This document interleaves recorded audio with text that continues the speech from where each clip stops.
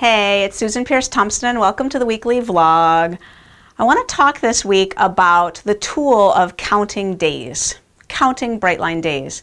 When we launch the Brightline Eating Bootcamp and people start off in the bootcamp, we have them buy a little food journal and keep it by the fridge and write day one and the date and write down their food, and then that day their job is to eat only and exactly that.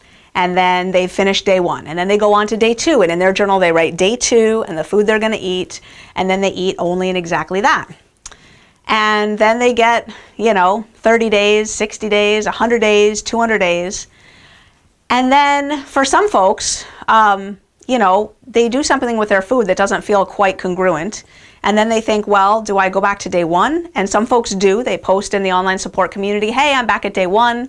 And everyone goes, hey, good for you for simply resuming. And, they're back on the wagon and back at day one. And there's other ways to count days, though, other than making the day count days of squeaky clean Brightline days. And I wanted to share that because there's been a shift in me lately around the tool of counting days and what feels most empowering to me and what I sort of relate to most. I have definitely done the going back to day one thing, plenty, and I've amassed consecutive days up to the years and years and years of consecutive, perfect, squeaky clean bright lines, years. And today, I'm coming up on 5,000 days since I started my Brightline eating journey. I mean, Brightline eating didn't exist 5,000 days ago. This was March 21st of 2003 at around 7 p.m. I went to a 12-step meeting for food addiction. I got a sponsor and I started writing down my food, and the next day I called her at 6:15 in the morning and I ate only and exactly that, and I got launched on my journey.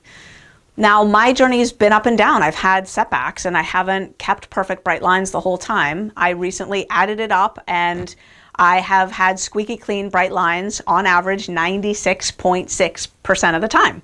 So 96.6% of those just about 5,000 days have been perfect bright line days, and the rest have been not. Some of those not days have included huge, awful binges. So I just wanted to share that I'm feeling really at peace and comfortable and empowered by the entirety of my journey being exactly what it is. And those 5,000 some odd days being all days that I claim. And I think the helpfulness in going back to day one comes in when you've had a really powerful surrender and you really want to have a clean slate. It can actually feel really good to start at day one as a symbol of that. It can also be empowering if you have a bunch of days up, to know that you would go back to day one if you took a bite of food, and to have that loss aversion, to have the threat of having your time erased and having to go back to day one be something that keeps you from taking that first bite. That can actually be a powerful motivator, an incentive, a tool. And so if you've got a bunch of days up and they're squeaky clean and back to back, and you use that mentally as something that keeps you from taking the first bite, then I say, awesome. Like, that is a tool that's working for you. I do know a lot of people who find it disempowering to constantly go back to day one.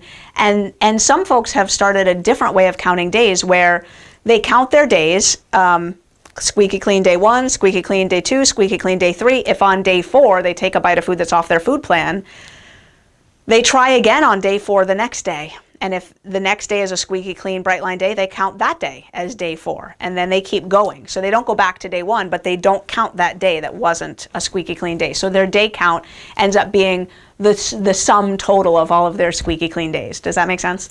So yeah, I think that all of these ways are valid ways of doing it. And in Brightline Eating, we're very open and non-judgmental.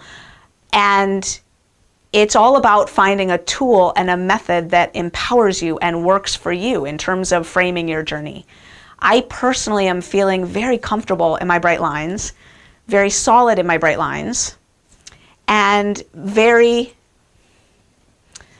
kind of proud of the whole thing.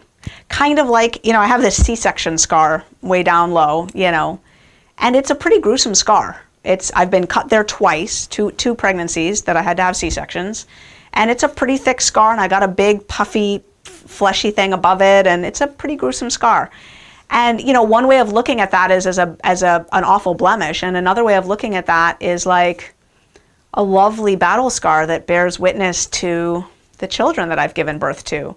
And in many ways, I'm recognizing how the breaks in the bright lines that I've experienced through the years have provided the framework for a very rich and well-rounded understanding of this food journey and food addiction and what it takes to really recover long-term from it, and all sides of that path. And I'm kind of feeling pretty embracing of the whole thing. So as I come up on 5,000 days of doing bright line eating, good, bad, or indifferent, I just wanted to say, take a moment to reflect.